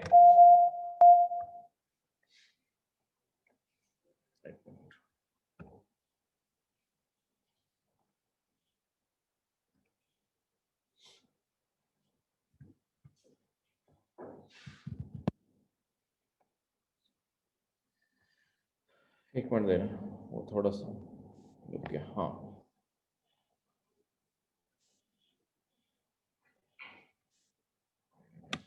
तो ये मतलब नेविगेशन, और इसी ऑर्डर में हमने मेंशन करना है। ड्रॉट्स और फ्लड्स को एक साथ मेंशन कर लो, नेविगेशन के पॉइंट्स मतलब उसके बाद आएंगे।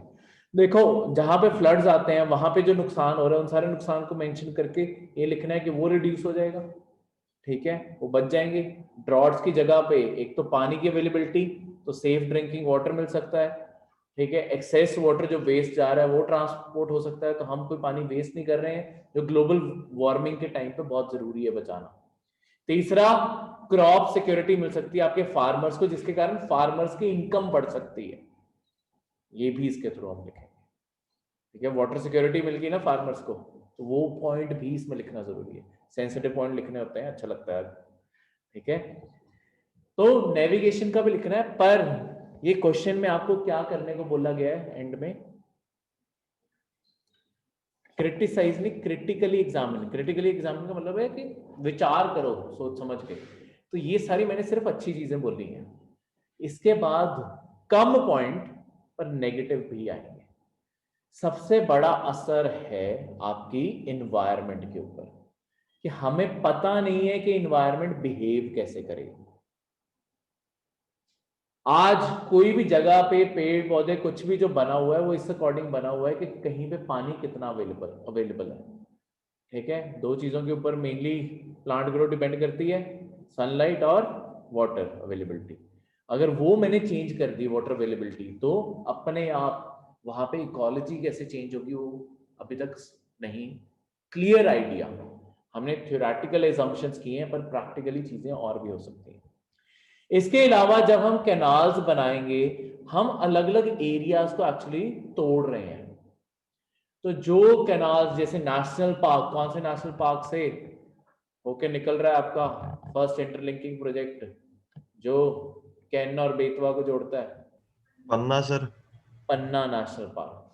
तो पन्ना एक तरह से हुआ क्या है, वो नेशनल पार्क में टाइगर रिजर्व भी है, वो दो हिस्सों में टूट गई है।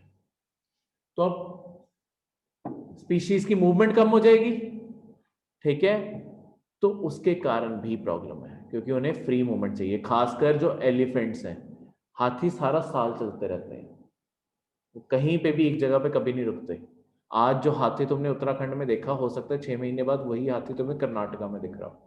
वो चलते रहते हैं, कभी नहीं रुकते, वो लगातार मूव करते हैं। तो उनके जो कॉरिडोर्स हैं वो सारे खराब हो सकते हैं, ठीक है। तीसरा, बहुत सारी ह्यूमन पॉपुलेशन को इधर उधर मूव करना पड़ेगा, ठीक है, क्योंकि अगर किसी एरिया को तुम चेंज कर रहे हो तो उसके अकॉर्डिंग नई जगहों पे फ्लडिंग होगी, एक बारी तो फ्लडिंग होगी ना। तो कभी कहीं पे भी कैनाल बनते हैं ना, कैनाल के आसपास के एरिया हमेशा कुछ टाइम फ्लड हो जाते हैं, तो उन्हें वहां से मूव करना पड़ेगा, तो बहुत लार्ज स्केल मूवमेंट होगी। और चौथा, सबसे बड़ा सरकार का कंसर्न क्या है? पैसा। इतने कैनाल्स बनाने के लिए पैसा कहां से आएगा? तो मॉनेटरी कंसर्न है, ठीक है, कि क्या इतना पैसा पहले तो आएगा कहां से, लोन उठाया तो क्या उतनी रिकवरी है भी इस प्रोजेक्ट में, तो फायदा उतना होगा भी या नहीं होगा मॉनेटरी में। तो इसलिए ये सारे कंसर्न्स हैं हमारे। सर लास्ट में अपने कंक्लूजन देने हैं कि हमारा क्या थॉट प्रोसेस। हाँ हाँ, कंक्लूजन देना है, मतलब कंक्लूजन में तुम्हारा आई, देखो कभी भी मेंस के आंसर में आई, मी, दे ऐसे वर्ड्स नहीं यूज करने होते। तुमने सिर्फ उसी के पॉइंट पे फिर से आना है कि इंटरलिंकिंग रिवर प्रोजेक्ट, देखो सरकार इसे चाहती है, तो तुम इसे एक्चुअली क्रिटिसाइज नहीं कर सकते इन द कंक्लूजन, क्योंकि सरकार का ये बहुत ही एम्बिशियस प्रोजेक्ट है जिसके बारे में सरकार सोच रही है। तो तुम्हारा कंक्लूजन ये नहीं हो सकता कि इस प्रोजेक्ट को खत्म कर दिया जाए, तुम इसकी अल्टीमेटली सपोर्ट में ही रहोगे किसी ना किसी टाइप से। तो वो कैसे रहना है कि हाँ इसके इकोलॉजिकल साइड इफेक्ट्स हो सकते हैं, जिसके लिए और डेप्थ में स्टडी करके, एनालिसिस करके आगे प्रोसीड करना जरूरी है। और हमें इंस्टेड के ग्रैंडियर स्केल पे जाएं, we should start with smaller projects and make observations from it. But at the end एक पॉजिटिव प्रोजेक्ट है जो इंडिया की इकोनॉमी, सोसाइटी को हेल्प करेगा। तो एक सोशियो इकोनॉमिक बेनिफिशियल प्रोजेक्ट है जो इंडिया की लॉन्ग टर्म वाटर सिक्योरिटी और मॉनेटरी बेनिफिट्स इंश्योर करने के चांसेस देता है। तो उस तरीके से हमने लिख लेना। क्लियर है? ये लिखना ऐसे जरूरी है। 15th, account for huge flooding of million cities in India, including the smart ones like Hyderabad and Pune, suggests lasting remedial measures. तो ये अर्बन फ्लडिंग का क्वेश्चन है। ये देखो, ये अब ये क्वेश्चन ना बहुत सालों से आपके जीएस में एक पैटर्न दिख रहा है। आपके ना जीएस अपने सब्जेक्ट्स तक रिस्ट्रिक्टेड नहीं रहते। ये एक्चुअली क्वेश्चन बनता है जीएस 3 का। ये क्वेश्चन है डिजास्टर मैनेजमेंट अर्बन फ्लडिंग का, ठीक है, पर उसे इंडियन सोसाइटी का बना के यहाँ पे पेश किया गया। तो इसलिए सब्जेक्ट सारे ही काम करते हैं पेपर में, ठीक है, क्योंकि एक रात पहले तो वैसे भी तुम सब्जेक्ट्स बारे कभी पढ़ नहीं सकते, तो तैयारी सारी मेंस की पेपरों की तैयारी इकट्ठी होती है, क्योंकि होते हैं ये पेपर आज ऐसे, कल GS1 GS2, अगले दिन GS3 GS4। तो ये तो भूल ही जाओ ना कि रात को जब एक दिन पहले पेपर दे के आए हो, ये 4 घंटे में मैं history, geography, Indian society, current affairs सारे पढ़ के उसके बाद नींद भी ले लेंगे। मेंस में सिर्फ एक चीज इंपॉर्टेंट होती है कि नींद टाइम से ले लो। बहुत हेक्टिक शेड्यूल होता है, पर एक्चुअली इसे इस तरीके से बनाया गया है, जानबूझ के ये किया जाता है इतने शॉर्ट टर्म में इतने सारे पेपर, यानी कि एक दिन में 6 घंटे सिर्फ तुम पेपर लिख रहे हो और रोज लिख रहे हो 3 दिन। तो इसका इसीलिए बनाया गया है इसे बेसिकली कि कल जब तुम्हें एडमिनिस्ट्रेटिव ऑफिसर्स बनाया जाए, स्ट्रेस के थ्रू जा भी सकते हो या नहीं जा सकते, गिव अप कर दोगे? सरकार चलाना और इंडिया की सरकार चलाना आसान बात नहीं है। तो 3 दिन का प्रेशर नहीं झेल पाए तो सरकार कहती है फिर तो वैसे ही कोई फायदा नहीं रहा। तो ये अलग अलग स्टेजेस हैं तुम्हें अलग अलग चीजों के थ्रू पास करवाने की। तो तैयारी हमेशा सारे सब्जेक्ट्स की एक साथ ही होती है। Account for huge flooding of million cities in India. देखो बेसिकली अर्बन फ्लडिंग का क्वेश्चन है कि अर्बन फ्लडिंग अक्कर क्यों हो रही है, खास इवन स्मार्ट सिटीज में फ्लडिंग हो रही है, हैदराबाद पुणे जैसे में। इसका one of the biggest reason है अनप्लान्ड एक्सपेंशन ऑफ सिटीज। ठीक है, ये इंडियन सोसाइटी में अर्बनाइजेशन में, पर ये डिजास्टर मैनेजमेंट का ओवरलैपिंग क्वेश्चन है ये। ठीक है, आपकी इंडियन सोसाइटी में कल आएगा ये टॉपिक, उसमें भी ये चीज सेम रिपीट होगी कि आपके हाँ अनप्लान्ड। देखो होता क्या है, जैसे अभी जिस शहर में बैठे हैं इसी का एग्जांपल ले लेते हैं। ओरिजिनली चंडीगढ़ प्लान किया गया था, मोहाली, पंचकुला, न्यू चंडीगढ़, ये कुछ नहीं प्लान किया गया था। जब ये शहर हुआ क्या, हर शहर जैसे दिल्ली था, दिल्ली के आसपास जो एनसीआर क्रिएट हो गया है, एनसीआर का प्लान थोड़ी किया गया था।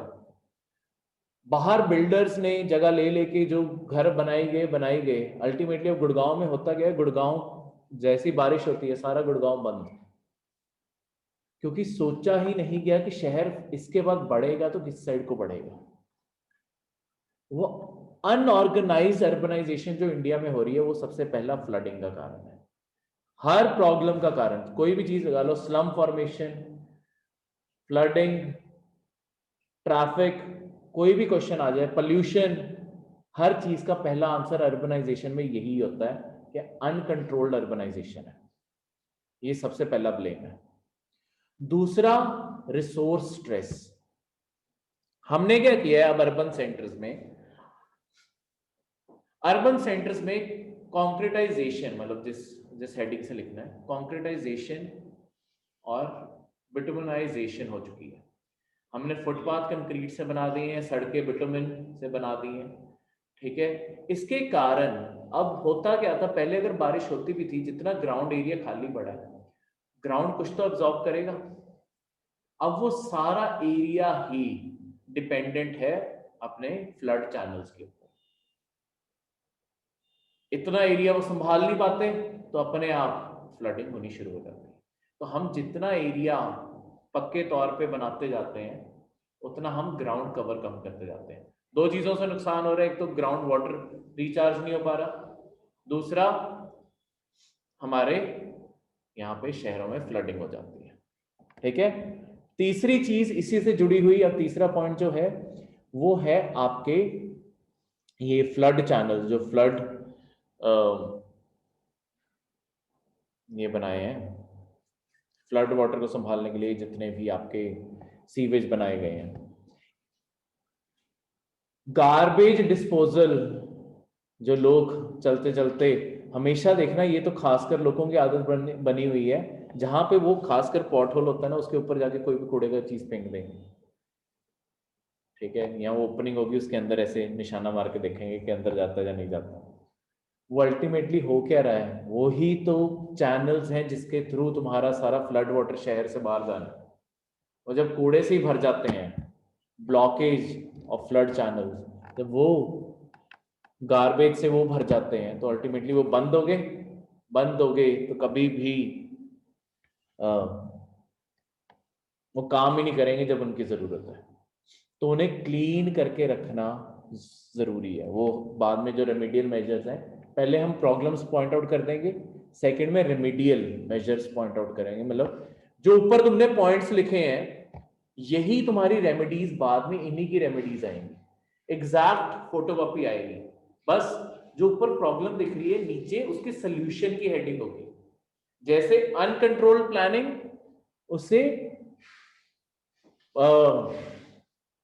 प्लान्ड डेवलपमेंट ऑफ सिटीज, उसकी तरफ जाओ। ठीक है, जैसे ये फ्लड चैनल ब्लॉकेज, ठीक है, regular cleaning of flood channels specially before monsoons. ठीक है, तो बिल्कुल उसका ऑपोजिट रेमेडियल सोल्यूशन होगा।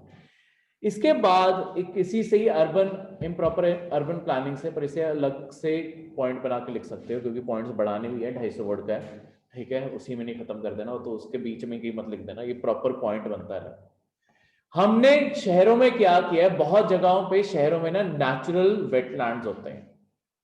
हमने उन वेटलैंड्स को as a urban centers, housing, इन चीजों में तब्दील कर दिया। तो उसके कारण क्या होता है कि नेचुरली इस चीज में मतलब प्रॉब्लम क्या आती है, हर शहर में देखना पानी एक नेचुरल फ्लो ऑप्ट करता है। कभी भी पूरे शहर में कभी भी सारी जगह पानी नहीं भरेगा। एक सेक्टर के, मतलब चंडीगढ़ की बात करें, चंडीगढ़ में भी कई बार फ्लडिंग हो जाती है। पूरे चंडीगढ़ में पहले तो फ्लड नहीं आते, उसके बाद जहां पे फ्लड आते भी हैं, एक पर्टिकुलर सेक्टर के एक पर्टिकुलर एरिया में फ्लड आ रहे होते हैं, क्योंकि वो पानी नेचुरली सारा उस साइड जा रहा होता है और वहां के सीवेज संभाल नहीं पाते क्योंकि सारा ही पानी वहां पे आ रहा है। ठीक है, तो अपने आप वहां पे ये जो वेटलैंड्स का एरिया था जो हमने फिल, वो ओरिजिनली बाय नेचर वहां पे कभी वेटलैंड रहा होगा। तो वेटलैंड्स क्या करते थे, पानी सारा इकट्ठा कर लेते थे, वो हमने खत्म कर दिए। तो वो हमें रिक्रिएट करने की जरूरत है। ठीक है, recreation of wetlands with in urban centres में चाहिए। ठीक है, क्लियर है।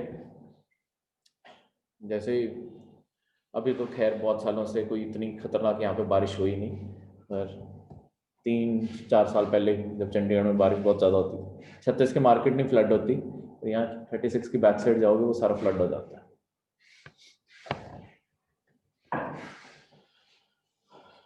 तो वही देखने वाला होता है।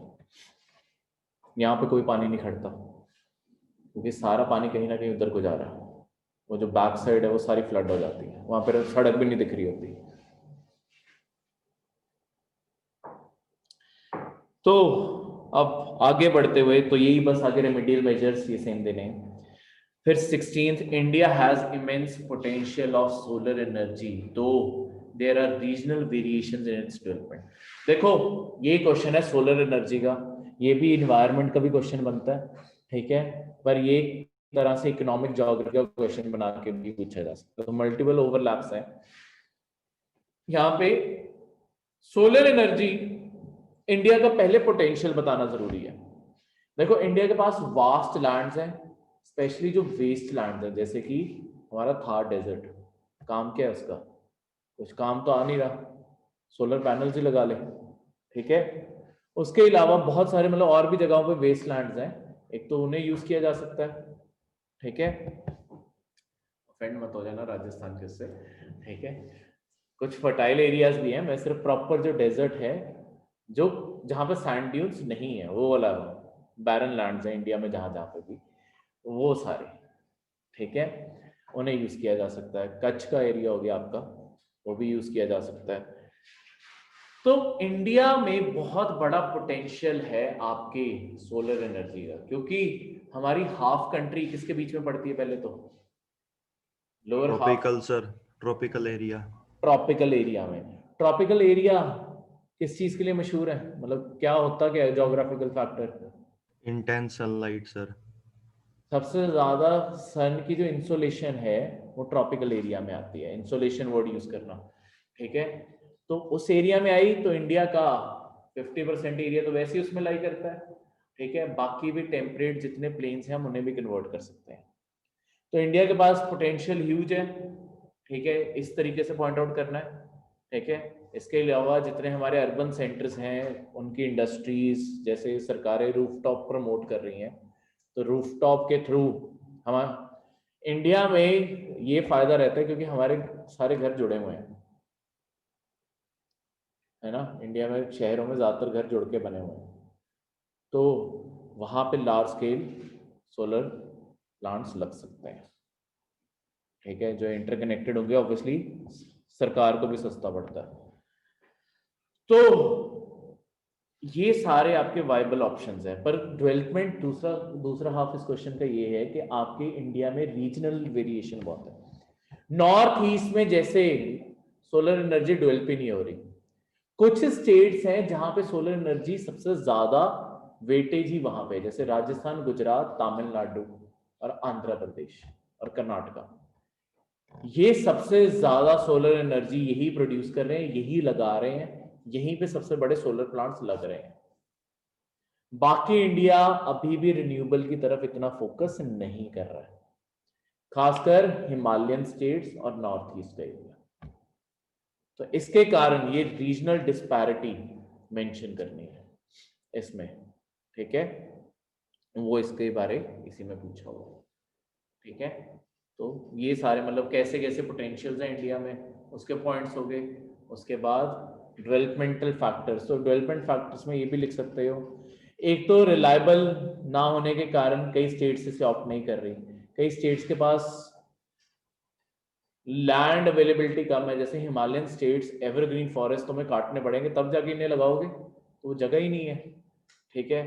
उसके बाद वहां पे घर भी दूर दूर है, ठीक है, अलग अलग हाइट पे अलग अलग दूर दूर हो गए, तो वो प्लान करना भी वैसे मुश्किल हो जाता है, ठीक है।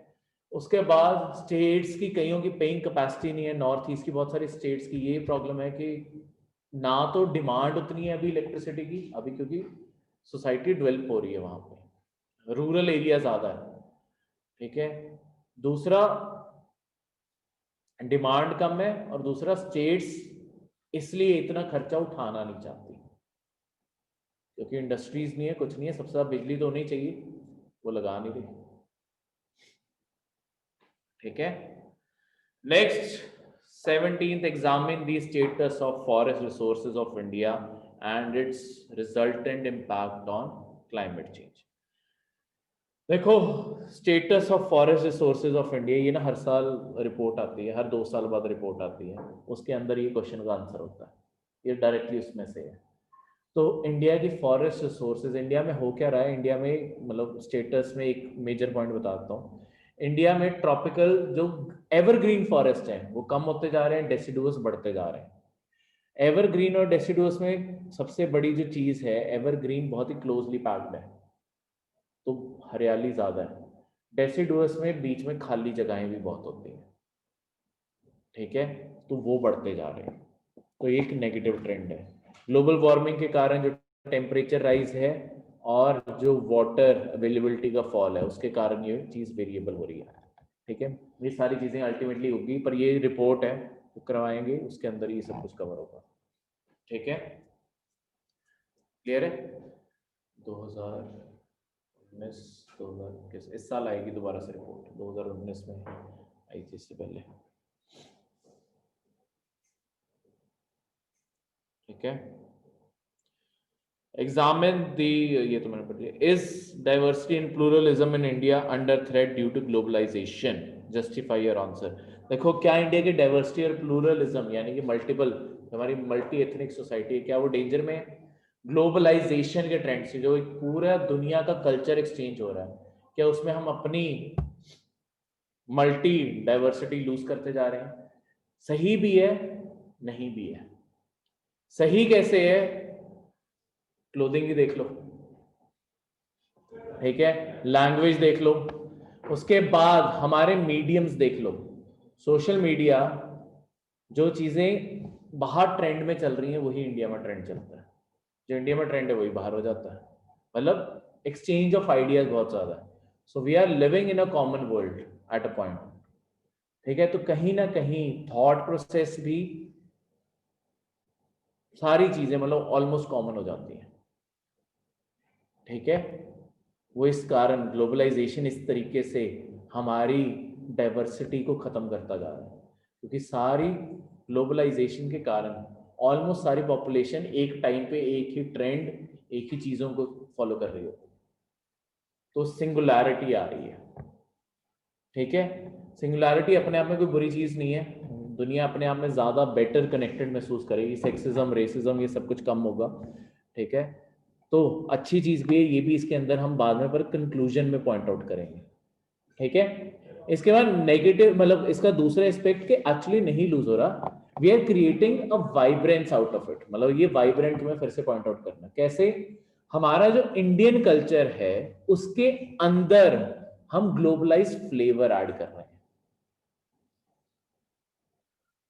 जैसे फिर से लैंग्वेज, हिंदी बोलते हुए कितनी बार इंग्लिश के वर्ड यूज करते हो, पर मैक्सिमम टाइम तो तब भी रीजनल लैंग्वेज ही बोल रहे हो।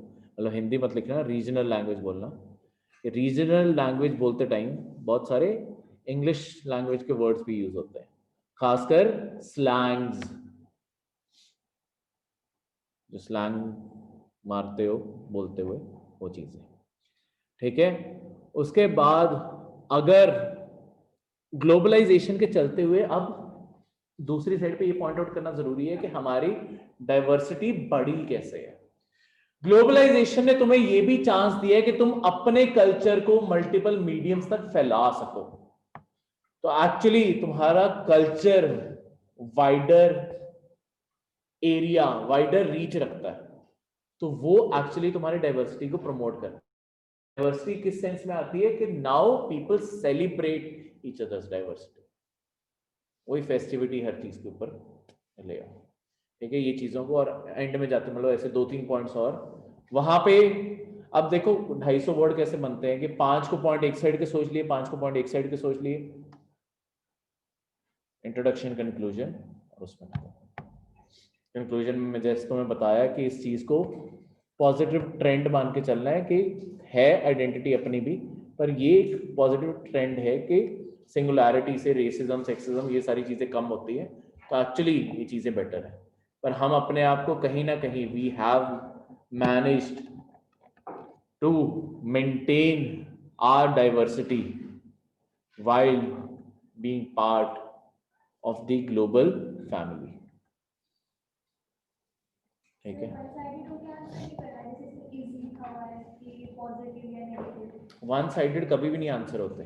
यूपीएससी में हमेशा सेंट्रिस्ट रहना है, किसी भी पेपर में, सिविल सर्विसेज में कभी भी तुमने वन साइडेड होना ही नहीं, इंटरव्यू में भी नहीं, इसमें भी नहीं, वन साइडेड कोई चीज होती नहीं है, तुम हमेशा सेंट्रिस्ट ही हो। अच्छा है बुरा भी है, बुरा है तो अच्छा भी है। ठीक है, हर बुरी चीज में अच्छाई ढूंढो, अच्छी चीज में बुराई भी ढूंढो, मिक्सचर, बैलेंस करके चलना है, तभी दोनों चीजों को रेफर करना जरूरी है। ठीक है, नहीं तो आंसर को इनकम्प्लीट माना जाता है। Customs and traditions suppress reason leading to obstructionism. Do you agree? देखो obstructionism मतलब होता है तुम्हारी कोई भी ग्रोथ, ये सब कुछ जो रोका जा रहा है। ठीक है, तो तुम्हारे जितने भी विचार हैं, कुछ भी हैं, उन्हें तुम्हारे कस्टम और ट्रेडिशन कैसे रोकते हैं। ठीक है, उसे तो इसमें भी पॉजिटिव और नेगेटिव, क्योंकि डू यू एग्री, एग्री कभी करना ही नहीं। ठीक है, अल्टीमेटली तुम्हारे क्वेश्चन में यस नो कुछ नहीं होता, तुम दोनों साइड पेश करके बस कंक्लूड कर देते हो कि हाँ ये भी है पर ये भी है, दैट्स इट। तो क्या कस्टम और ट्रेडिशन तुम्हें खुली सोच रखने से, प्रोग्रेसिव होने से रोकते हैं या हेल्प करते हैं? देखो एक साइड से रोकते हैं, पहले नेगेटिव पॉइंट आउट करेंगे, क्योंकि सोसाइटी कंजर्वेटिव सोसाइटी होगी, अगर ट्रेडिशन बाउंड होगी तो रोकेगी रोकेगी। ठीक है, बहुत सारे लिबरल थॉट प्रोसेस और रिलीजियस वैल्यूज आपकी सोसाइटी में नेगेटिव थॉट प्रोसेसेस या नेगेटिव सोशल एलिमेंट्स को भी प्रमोट करते हैं, जैसे कि आपकी वुमेन को जैसे काम ना करने देना कई हाउस होल्ड्स में, या जैसे टेम्पल एंट्रीज की जगह बैन करना, कुछ भी, वो सारी चीजें, ये सारे नेगेटिव एस्पेक्ट्स हो गए। पर पॉजिटिव क्या है? पॉजिटिव कोई सोच के बताओ। चैलेंज तो पॉजिटिव का है, नेगेटिव तो रोज बैठ के क्रिटिसाइज करते हो, वो तो ढूंढ ही लोगे, तभी तो अगलों ने डू यू एग्री पूछा है।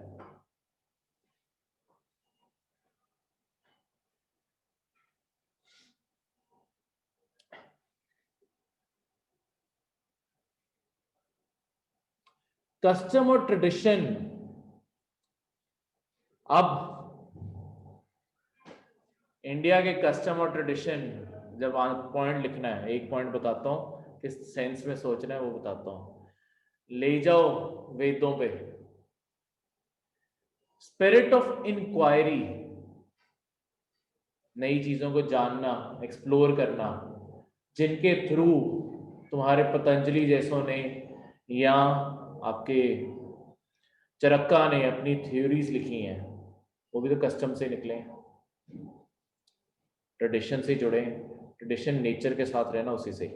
तो कहीं ना कहीं इन्वेंशन, थॉट प्रोसेस उन्होंने कस्टम्स के थ्रू प्रमोट किया, उन्होंने कभी उन्हें चैलेंज नहीं किया था, उन्होंने वो उन्हीं रिलीजियस वैल्यू से जुड़ के उन्होंने आगे पढ़ाई की है। तो कहीं अगर चैलेंज है तो उस साइड पे नहीं भी है, ऐसे पॉइंट्स ढूंढो अपने कल्चर से, ठीक है, कि जहां पे एक्चुअली कल्चर हमेशा लिमिटिंग नहीं होता। कल्चर सबसे पहले तुम्हें बेस देता है किसी भी चीज को ग्रो करने के लिए। जब कल्चर ही नहीं है तो तुम्हारी बेसिक फाउंडेशन मिसिंग है। कल्चर ही तुम्हें वो रूट देता है जिसके ऊपर तुम कोई भी liberal thought process actually develop करते हो, ठीक है। सोसाइटी में सोशल सपोर्ट प्रोवाइड करवाता है, तुम अगर कुछ कर रहे हो तो रोकता है तो दूसरे सपोर्ट भी देता है, ठीक है। तो ये सारी चीजें इसमें आ जाती हैं, क्लियर है। तो इस तरीके से इसे आंसर करना है। How have digital initiatives in India contributed to the functioning of the education system in the country? ये तो इस साल क्वेश्चन आना ही था, ठीक है। कि देखो ये बेसिकली क्वेश्चन है कि सबसे पहले इसमें दो चीजें, इलैबोरेट और आंसर। इसमें सिर्फ एक पहलू पूछा गया है, पर इसके एंड में जाते हुए कंक्लूजन में तुमने एक और चीज पॉइंट आउट करनी है जो बहुत सारे एडिटोरियल्स का सब्जेक्ट बना था। इंडिया में इस साल एजुकेशन डिस्पैरिटी बहुत पैदा हुई है, क्योंकि जो तो ऑनलाइन जा सकते थे या जहां पे सिग्नल्स जाते हैं, 4G कौन सा हर जगह अवेलेबल है, तो जहां पे प्रॉपर सिग्नल्स हैं लोग स्मार्टफोन्स अफोर्ड कर सकते हैं, वो तो एजुकेशन लॉकडाउन या कोविड के टाइम भी लगा पा रहे थे। पर कितने स्टूडेंट्स आपके ऐसे हैं जिनके पास ये रिसोर्स ही नहीं है और उनके लिए एक साल उनका पूरा वेस्ट हो गया, ठीक है। तो वो चीज को यहाँ पे पॉइंट आउट किया गया, क्लियर है। मतलब ये एंड में हमने पॉइंट आउट करना है। यहाँ पे तुमसे पहले पूछा गया कि कौन से इंडिया के डिजिटल इनिशिएटिव्स हैं, इन्होंने सिर्फ अच्छी चीजें पूछी हैं जिन्होंने एजुकेशन सिस्टम की फंक्शनिंग में हेल्प किया है।